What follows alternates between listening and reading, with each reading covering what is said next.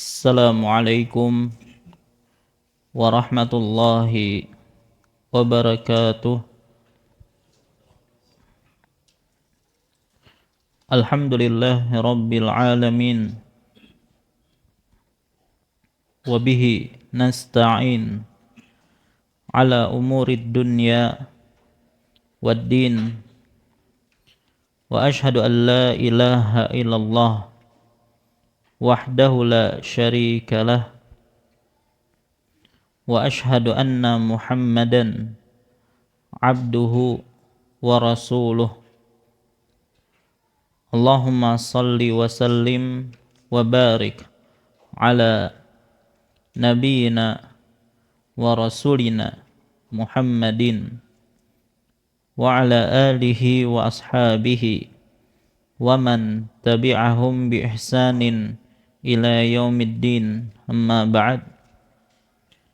Fa ya ibadallah, kaum muslimin wal muslimat rahimani Allahu wa iyyakum. Alhamdulillah, segala puji bagi Allah Subhanahu wa taala yang kembali memberikan kepada kita kesehatan, kekuatan, taufik dan hidayahnya sehingga kembali kita bisa berkumpul di majelis yang mulia ini dalam rangka menghadiri kajian rutin kita membahas kitab Bulughul Maram karya Al-Imam Ibnu Hajar Al-Asqalani rahimahullahu ta'ala. Salawat serta salam tidak lupa kita sampaikan kepada Nabi kita yang mulia Muhammad sallallahu alaihi wasallam, kepada keluarga beliau, para sahabat beliau, dan orang-orang yang istiqamah di atas jalan beliau ila yaumil qiyamah. Insyaallah pada kesempatan malam hari ini kembali kita akan lanjutkan pelajaran kita, masih membahas tentang fikih jenazah. Baik, kita lanjutkan. Maka kita katakan tadi aturan salat jenazah apabila jenazahnya lebih dari satu. Jadi apabila jenazah lebih dari satu, maka boleh pertama disolatkan satu persatu. Boleh. Jadi jenazah pertama disolatkan sampai selesai. Kemudian jenazah kedua disolatkan sampai selesai. Itu boleh. Atau boleh juga disolatkan semuanya sekaligus secara langsung. Jadi satu kali solat untuk semua jenazah. Dan ini ya dipraktekkan di zaman sahabat dari Nafi', anna Ibnu Umar shalla ala tis'i janaiz jami'an. Bahwasanya Ibnu Umar itu salat atas 9 jenazah secara bersamaan. Nah, jadi pernah ada 9 jenazah langsung disolatkan semuanya dengan satu solat. Faja'ala rijala yalunal imam. Beliau menjadikan jenazah laki-laki di dekat imam, wan nisaa bainal qiblah, dan jenazah wanita di dekat kiblat. Fasaffuhum saffan wahidan. Lalu beliau menjadikan mereka satu shaf, satu baris. Fasalla alaihim, ya, dan beliau mensalatkan mereka semua. Nah, di antara yang meninggal waktu itu adalah wa wudi'at janazatu Ummi Kulsum binti Ali. Dan pada saat itu diletakkan jenazah Ummu Kulsum bintu Ali. Wa imra'atu Umar ibn al-Khattab, ya, yaitu istrinya Umar Ibn Khattab. Wa benun laha, ya, dan anaknya yang bernama Zaid. Wa wudi'a jami'an, dan keduanya diletakkan bersamaan. Nah, cuman waktu itu yang kecil ini diletakkan dekat imam. Dan di antara orang yang mensolatkan ada Ibnu Abbas. Begitu juga Abu Hurairah, Abu Sa'id, Abu Qatadah. Maka ketika mereka melihat ternyata anak kecil didahulukan di dekat imam, maka ada yang menegur, ya. Harusnya yang dekat dengan imam itu adalah orang dewasa, baru anak-anak. Dan mereka mengatakan itu adalah sunnah. Itulah sunnah Nabi Shallallahu Alaihi Wasallam berkaitan tentang meletakkan jenazah. Ya, pembahasan ini akan kita bahas insyaallah. Yang jadi perhatian kita di sini adalah bahwasanya para sahabat itu mensolatkan beberapa jenazah itu sekaligus. Ya, artinya tidak mensolatkan mereka satu persatu. Baik. Dan hadis ini diriwayatkan oleh Al-Imam Malik dalam Al-Muwatta. Baik, nah jadi kita katakan tadi boleh untuk disolatkan satu persatu, boleh juga bersamaan. Baik. Taruhlah kita misalnya mensolati satu jenazah. Imam sudah takbir Allahu Akbar. Baik, takbir pertama. Kemudian setelah takbir tadi datang mayat kedua, jenazah kedua.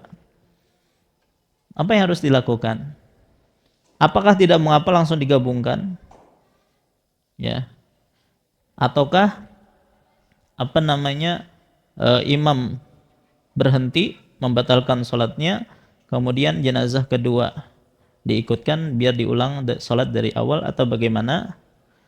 Maka para ulama menjelaskan ketika imam sudah bertakbir maka sudah selesaikan dahulu, ya. Jangan dimasukkan jenazah yang baru, ya. Tunggu sampai sholat pertama selesai, baru setelah selesai baru disolatkan jenazah yang kedua. Baik, karena kalau dimasukkan jenazah kedua, maka jenazah kedua ini tidak diniatkan dari awal untuk disolatkan. Begitu juga karena sudah dimulai sholat dan sholat itu tidak boleh dibatalkan, ya, harus disempurnakan, ya. Karena gini ya, konsekuensi kalau ada jenazah baru, kalau imam membatalkan nggak boleh. Kalau dimasukkan jenazah kedua langsung, maka dia hanya 3 takbir nanti, ya. Maka mau tidak mau selesaikan dulu jenazah pertama, baru disolatkan jenazah yang kedua. Nah, kemudian bagaimana urutan penyusunan jenazah? Pertama kita katakan, apabila terkumpul beberapa jenazah yang berbeda jenis kelamin. Jadi ada beberapa jenazah yang beda jenis kelaminnya, ada laki-laki, ada perempuan. Ada nggak jenis yang ketiga? Ada satu, khunsa namanya, yang nggak jelas apakah dia laki-laki ataukah perempuan, ya, yang mana dia memiliki 2 alat kelamin misalnya. Tidak diketahui apakah ini laki-laki atau perempuan, ya. Tapi ini sangat jarang, ya. Bahkan ulun sendiri tidak pernah mendapati khunsa. Taib. Taruhlah kalau ada seperti itu, maka urutannya adalah yang paling dekat dengan imam itu adalah laki-laki.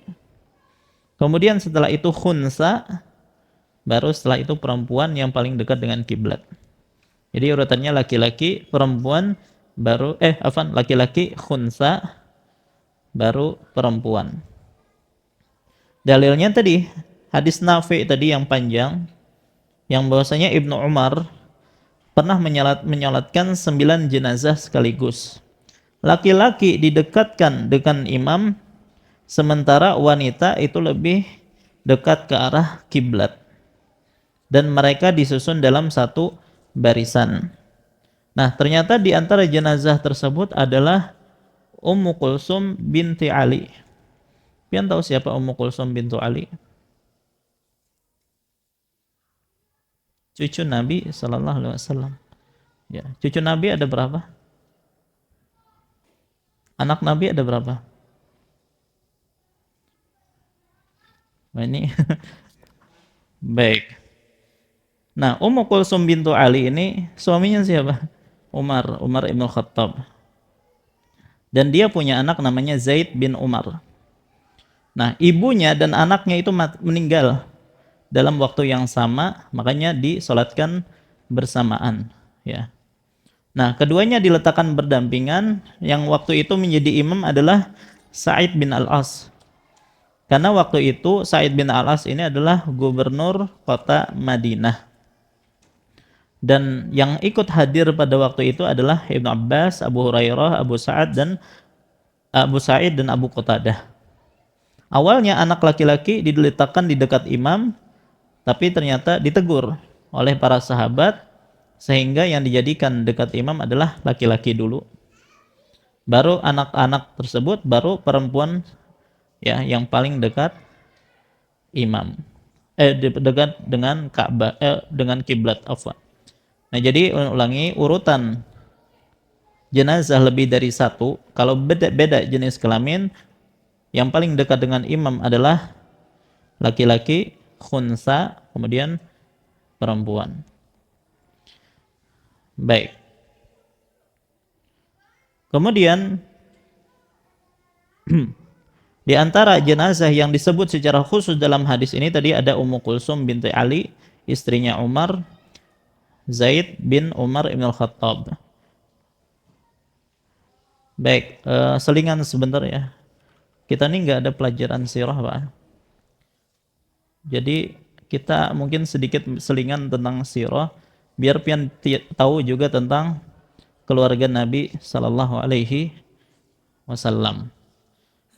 Baik. Ini pernah rasanya sebelumnya kita kan ya. Baik. Kita akan tambahkan cucunya. Pertama Al-Qasim. Kedua Zainab. Tiga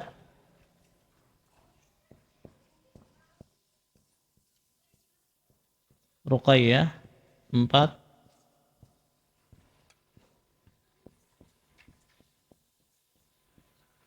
Ummu Kulsum. Yang kelima Fatimah. Keenam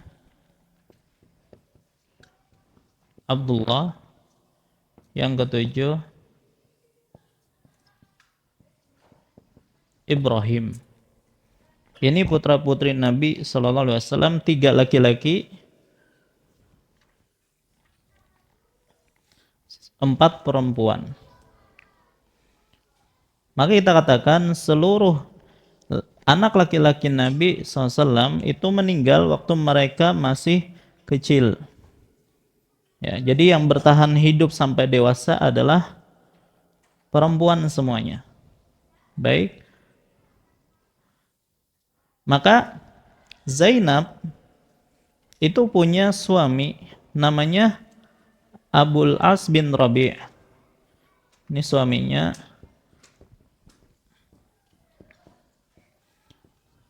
Bin Rabi'.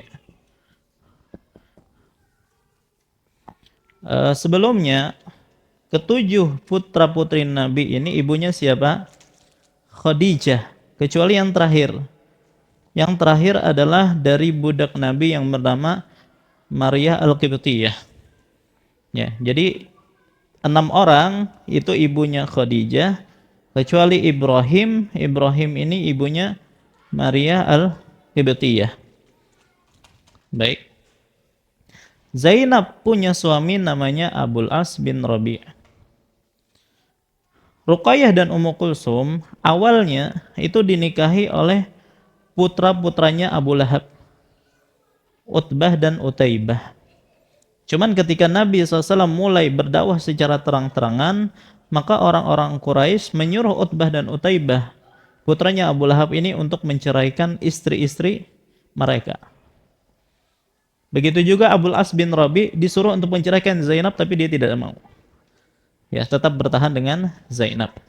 Dan Abul As bin Rabi ini sepupu Zainab. Sepupu Zainab sendiri.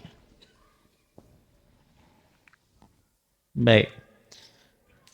Karena Zainab tadi putri siapa? Khadijah.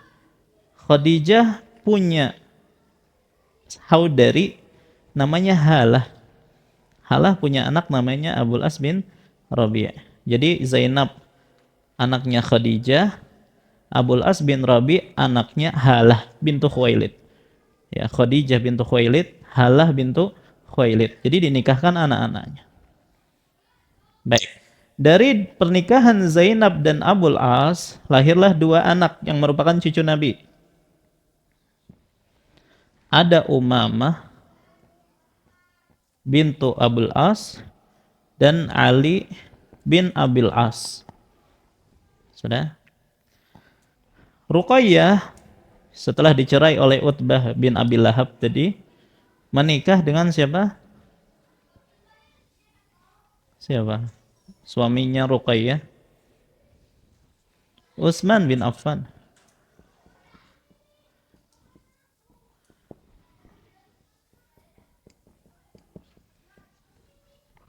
Baik, punya anak namanya Abdullah bin Utsman. Cuman Abdullah ini meninggal waktu kecil. Meninggalnya karena dipatok ayam. Patok ayam jantan. Sampai infeksi meninggal. Ummu Kulsum siapa suaminya? Utsman juga. Setelah meninggal Ruqayyah, Utsman menikahi Ummu Kulsum. Tapi Ummu Kulsum tidak punya anak. Baik. Kemudian Fatimah. Fatimah siapa suaminya? Ini keterlaluan kalau tidak tahu ya. Ali bin Abi Thalib.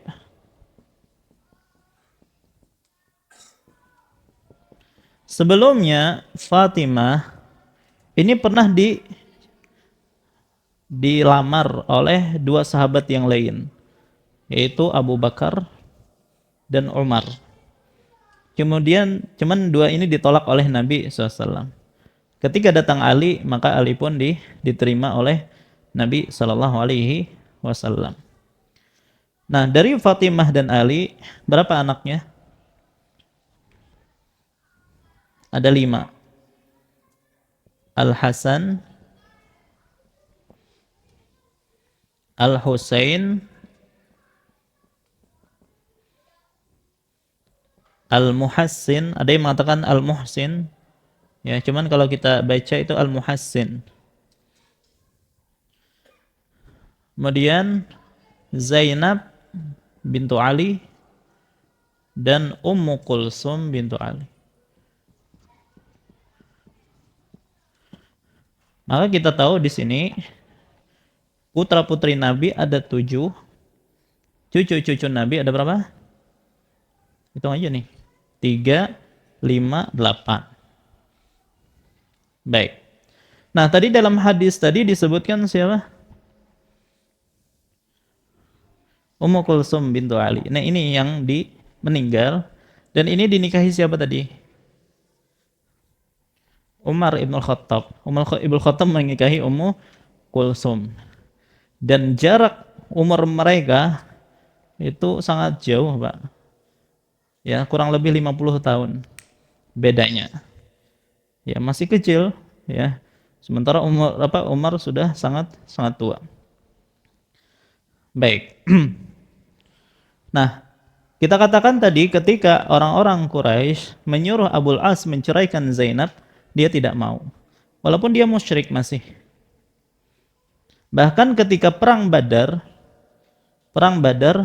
Abul As ini ikut rombongan kaum musyrikin melawan kaum muslimin. Ya. Ketika Zainab menikah dengan Abul As, ibunda beliau Khadijah pernah memberikan kalung kepada Zainab. Nah, ketika kaum muslimin menang dalam perang Badar, Abul As ikut tertawan. Ditawan oleh kaum muslimin. Maka Rasulullah mengumumkan siapa saja ya boleh untuk menebus tawanan tersebut, tapi dengan ada gantinya, ditebus. Maka Zainab ketika itu masih di Mekah ingin menebus suaminya dari ayahnya sendiri. Sementara Zainab tidak punya harta. Maka yang menjadi tebusan adalah kalung yang pernah diberikan oleh Khadijah, ibunya. Maka ketika datang kalungnya Khadijah tersebut, maka Nabi SAW pun merasa sedih lagi, teringat lagi tentang kenangan bersama Khadijah. Maka Rasulullah pun menyuruh agar Abul As dibebaskan saja dan kalung dikembalikan kepada Zainab, cuman dengan syarat Abul As harus melepaskan Zainab. Zainab pun akhirnya dikirim ke Madinah. Abul As tetap di Mekah, dipisah. Cuman akhirnya Abul As setelah itu masuk Islam dan kembali bersama istrinya Zainab. Baik. Nah, jadi Ummu Kulsum ini dinikahi Umar, punya anak namanya Zaid bin Umar. Zaid bin Umar. Kalau Umamah ini nanti dinikahi oleh Ali setelah meninggalnya Fatimah. Dan putra-putri Nabi semuanya meninggal ketika Nabi SAW masih hidup, kecuali siapa? Kecuali Fatimah. Fatimah 6 bulan kemudian baru meninggal. Ya, setelah meninggalnya Nabi, baru Fatimah meninggal, menyusul ayahnya. Baik, intinya kita ingin sedikit menjelaskan tentang putra-putri Nabi Sallallahu Alaihi Wasallam, karena banyak di antara kita tidak tahu, ya, keluarga Nabi Sallallahu Alaihi Wasallam. Baik. Adapun kenapa Umar radhiyallahu anhu menikahi putrinya Ali, yaitu Ummu Kulsum, ya, karena pertama beliau sangat ingin untuk menyambung nasab dengan keturunannya Nabi Sallallahu Alaihi Wasallam. Sebelumnya ketika meminang Fatimah ditolak, ya. Akhirnya dia sangat menunggu-nunggu. Ada yang dia biasa lamar, yaitu putrinya Fatimah yang bernama Ummu Kulsum. Padahal Ali bin Abi Thalib sebelumnya sangat ingin menikahkan Ummu Kulsum dengan sepupunya, yaitu anak-anaknya Ja'far. Ya, tetapi Umar tetap mendesak Ali agar menikahkan putrinya dengan dia. Makanya ketika dia telah menikah, Umar datang kepada kawan-kawannya atau muhajirin, ya, tidakkah kalian mengucapkan selamat kepadaku? Atas apa wahai Amirul Mukminin? Atas pernikahanku dengan Ummu Kulsum binti Ali dan putri Fatimah binti Rasulullah. Sesungguhnya aku mendengar Rasulullah bersabda, setiap hubungan nasab dan sebab akan terputus pada hari kiamat kecuali yang berasal dari nasab dan sebabku. Nah, itulah alasan kenapa Umar akhirnya menikahi Ummu Kulsum. Baik.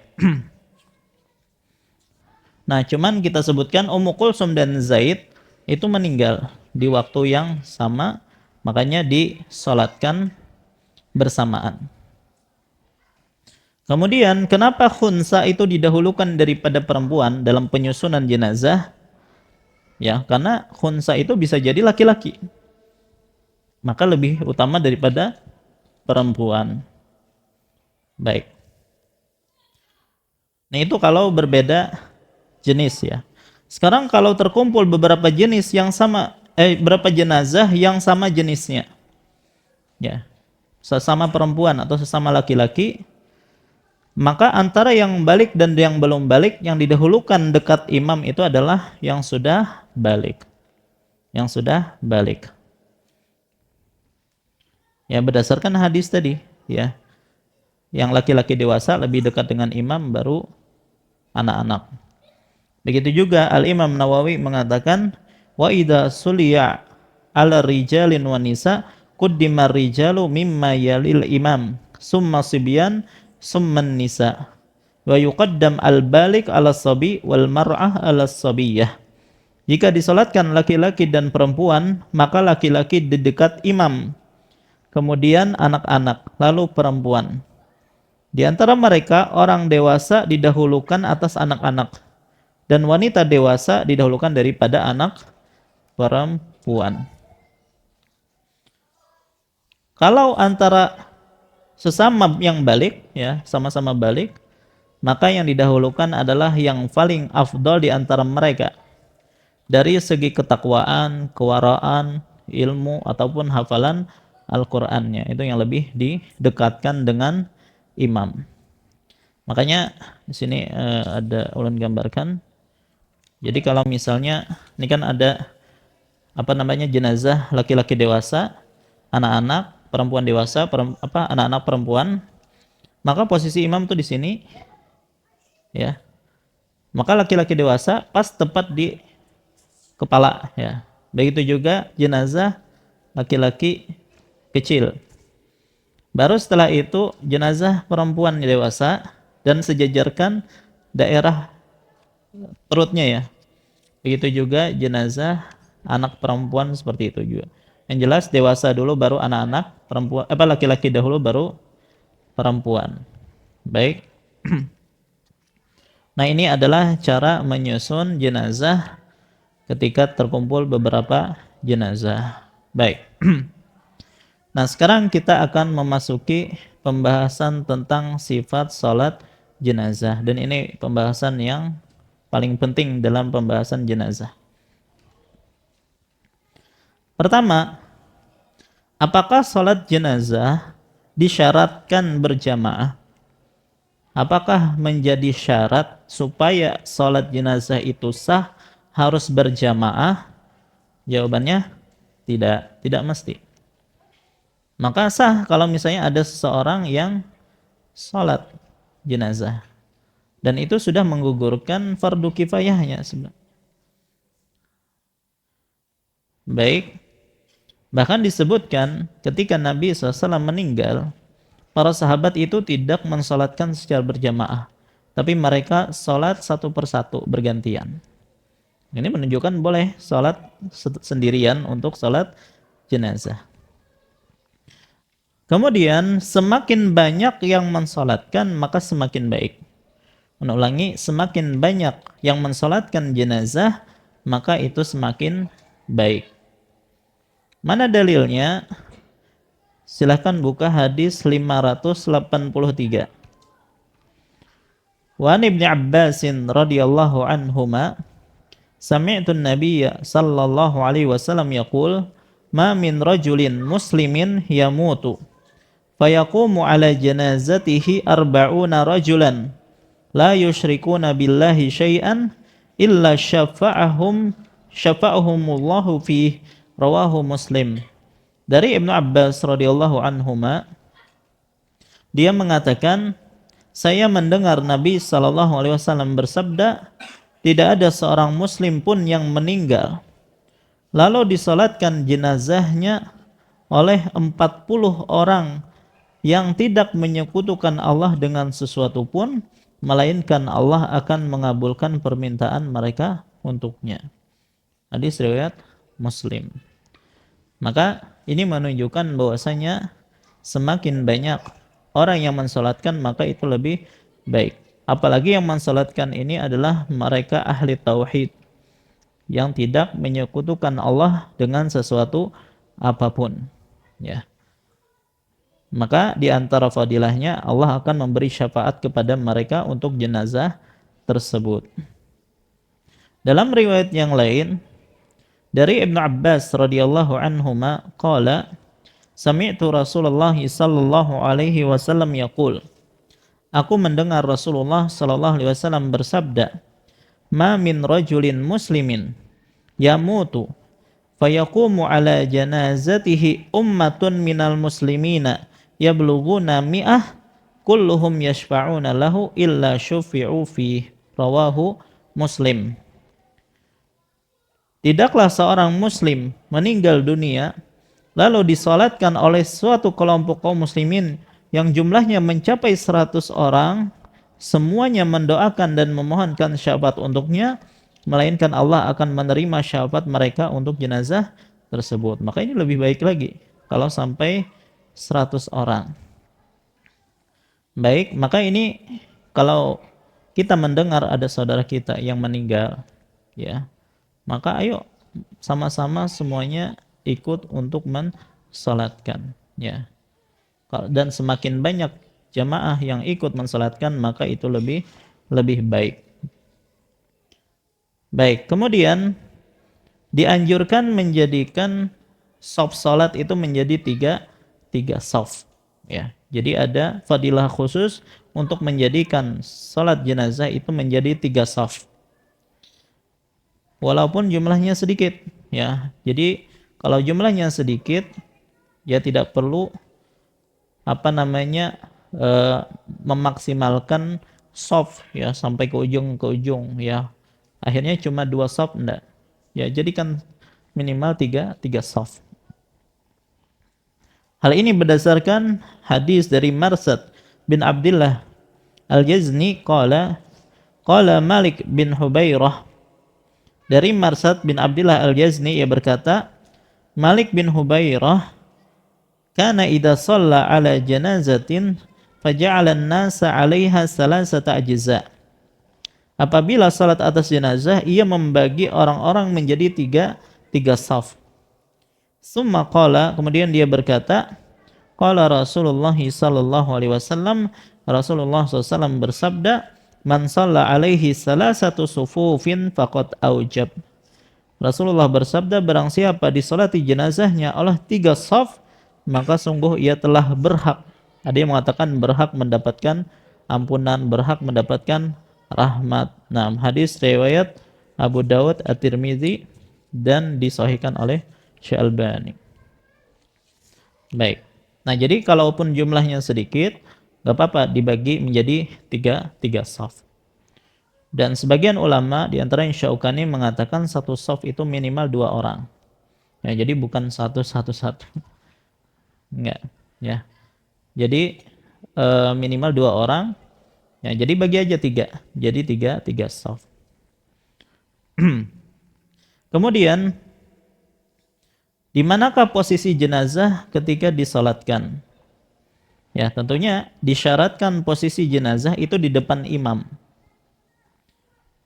Dan tidak boleh ada yang sholat di depan jenazah. Ya, artinya melebihi tempat jenazah. Misalnya jenazah di sini, dia sholatnya di depannya. Di antara makmum mungkin seperti itu. Ya, kalau di tempat kita mungkin nggak ada ya. Cuman bagi mereka yang mungkin umrah atau haji gitu ya, terkadang nggak tahu posisi imam itu di mana, posisi jenazah di mana, dan sholatnya itu lebih di depan, maka ini tidak sah.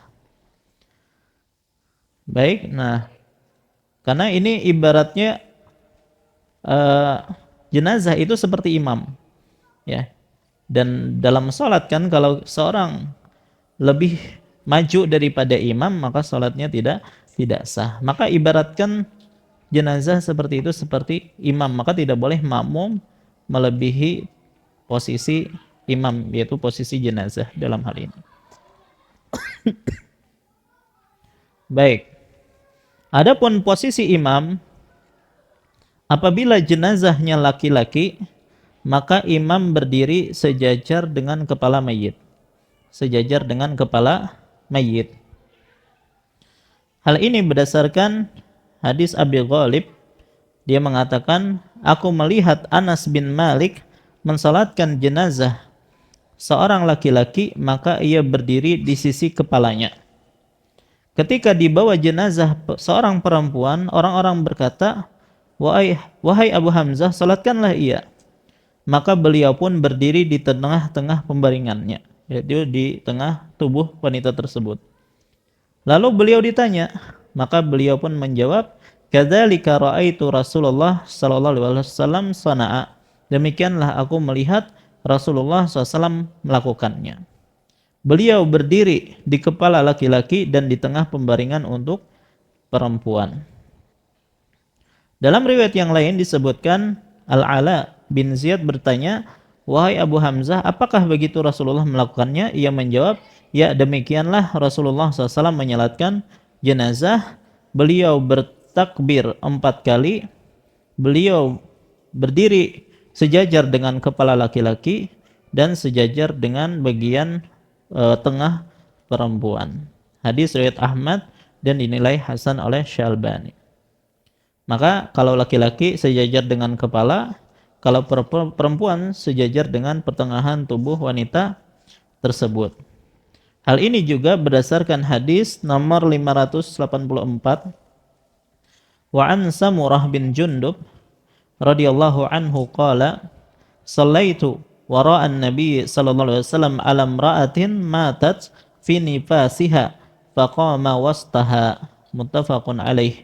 Dari Samurah bin Junub radhiyallahu anhu, dia berkata, saya pernah salat di belakang Nabi sallallahu alaihi wasallam, yaitu mensalati seorang wanita yang meninggal karena melahirkan, maka beliau berdiri di tengahnya, maksudnya sejajar tengah tubuh wanita tersebut, muttafaqun alaih. Nah, jadi itu adalah sunnah posisi imam, ya. Adapun arah mana kepala jenazah ketika disolatkan, ya sebagian harus mengatakan di kanan katanya, ya. Sebagian mengatakan nggak boleh di kiri. Sebenarnya ini tidak ada dalilnya, jadi tidak masalah walaupun apa kepalanya di kanan ataupun di kiri. Baik, nah ini adalah beberapa hal sebelum seorang mensalatkan. Pembahasan berikutnya kita akan membahas tentang rukun-rukun salat jenazah. Ya, sepertinya sudah hampir Isya, kita cukupkan sampai di sini. Insyaallah kita lanjutkan setelah salat. Wallahu ta'ala alam. Wa sallallahu ala nabiyyina Muhammad wa ala alihi washabihi wasallam. Assalamualaikum warahmatullahi wabarakatuh. Alhamdulillahi rabbil alamin. Wassalatu wassalamul atammanil akmalani alal mab'usi rahmatan lil alamin. Nabiyina wa rasulina Muhammadin wa ala alihi wa ashabihi wa man tabi'ahum bi ihsanin ila yaumiddin, amma ba'd. Fa insyaallah kita lanjutkan kembali pembahasan kita. Maka setelah kita bahas tentang perkara-perkara berkaitan tentang urutan jenazah, maka kita memasuki sifat salat jenazah, dan kita akan membahas tentang rukun-rukun salat jenazah. Maka kita katakan bahwasanya rukun-rukun salat jenazah itu ada 7. Rukun-rukun salat jenazah itu ada 7. Sebagian menyatakan 8 dengan memasukkan niat di situ, ya. Hanya saja untuk niat sudah kita bahas sebelumnya, yaitu termasuk dalam syarat-syarat sah salat jenazah, ya. Dan ini tidak masalah baik kita masukkan ke dia dalam syarat atau kita masukkan ke rukun. Nah, berkaitan tentang niat untuk salat jenazah, maka tidak disyaratkan niatnya itu harus pas, ya. Misalnya kalau jenazahnya laki-laki, dia niatkan aku niat salat jenazah laki-laki misalnya, atau aku niat salat jenazah perempuan, atau aku niat jenazah untuk berapa jenazah misalnya. Tidak mesti, cukup dia meniatkan untuk salat jenazah gitu saja. Baik, bahkan kalaupun dia tidak tahu jenazahnya ini laki-laki kah, perempuan kah, satu kah, atau lebih kah, yang penting dia meniatkan salat jenazah, maka itu sudah sah, ya. Apalagi biasanya untuk jamaah umrah itu kan,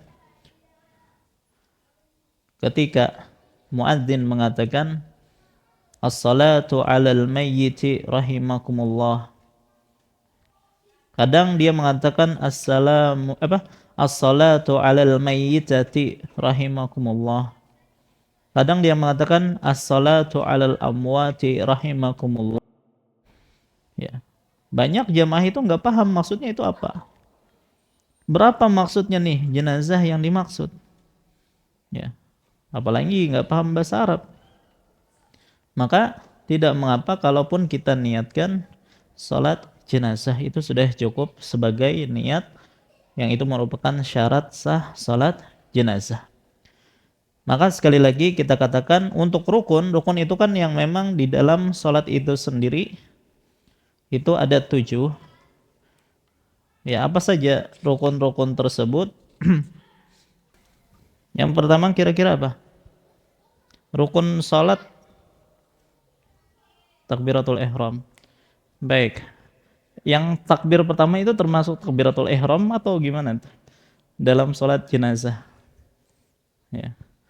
Wallah alam ya, takbir itu tidak dinamakan takbiratul ihram. Ya.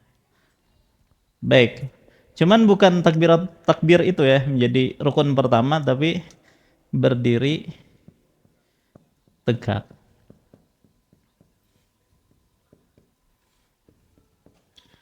Ketika mampu. Dan ini sama ketika salat. Ya. Berdiri itu rukun apabila dia mampu. Kalau tidak mampu maka silahkan duduk. Baik. Kemudian setelah itu apa? Ya tadi takbir, cuman tidak kita katakan itu takbiratul ihram ya. Sepanjang yang ulun baca tidak ada ulama yang menyatakan takbir pertama itu sebagai takbiratul ihram. Ya, jadi takbir saja. Baik. Kemudian takbir ini apakah takbir pertama saja yang jadi rukun ataukah keempat-empatnya? Ya. Apakah boleh seorang hanya 2 takbir saja misalnya? Atau harus 4? Baik, maka kita katakan yang menjadi rukun itu adalah 4 takbir. Nah, nanti ada khilaf di kalangan para ulama, apakah boleh lebih dari 4? Karena memang ada diriwayatkan dari Nabi SAW bahwasanya beliau lebih dari 4. Ada 5 riwayatnya, ada 6, bahkan ada 9. Nah, para ulama berbeda pendapat tentang masalah ini. Ya. Nanti kita akan sebutkan insyaallah. Baik, setelah 4 takbir apa lagi? Membaca Al-Fatihah.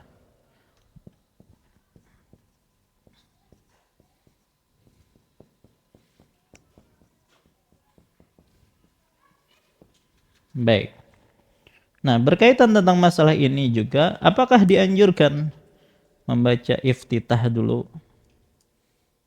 Baik.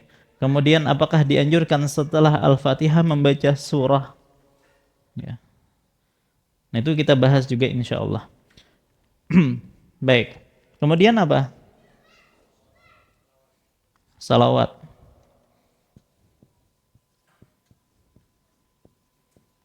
Salawat atas Nabi. Dan memang yang lebih utama untuk salawat ini adalah salawat Ibrahimiyah. Ya, tetapi para ulama menjelaskan salawat apa saja, misalnya Allahumma shalli ala Muhammad, itu sudah mencukupi rukun. Baik. Kemudian yang kelima, setelah salawat apa? Doa. Ya, doa untuk mayit. Dan ini yang paling penting. Doa untuk mayit. Ya, karena inti dari salat atas jenazah itu adalah mendoakan mayit, mendoakan jenazah. Baik, yang keenam.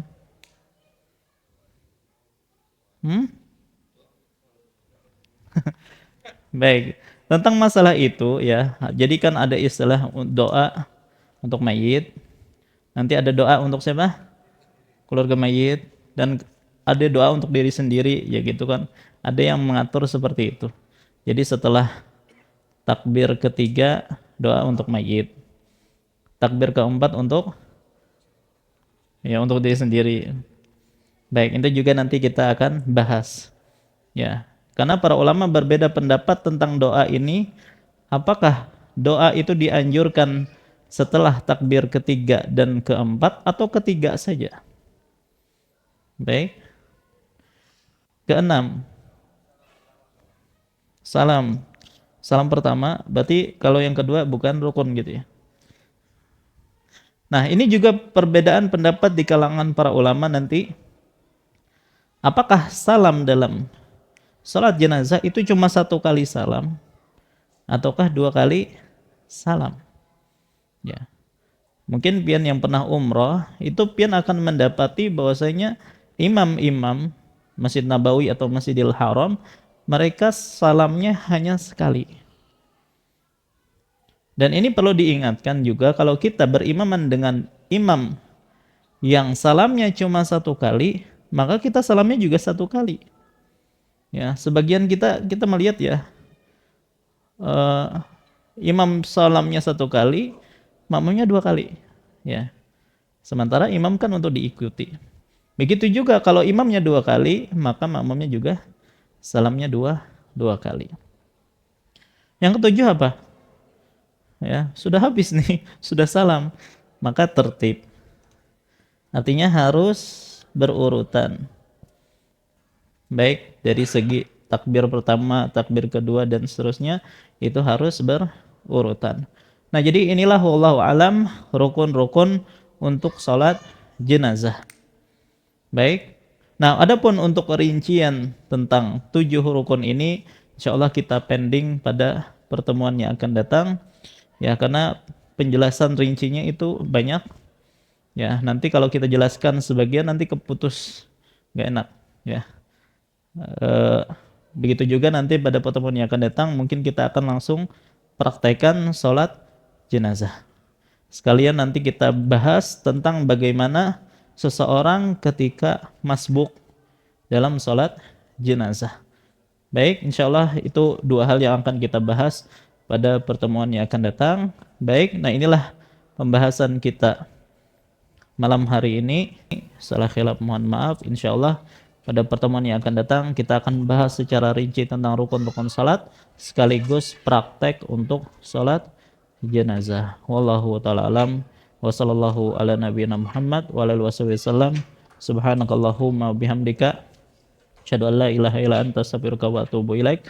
Wassalamualaikum warahmatullahi wabarakatuh.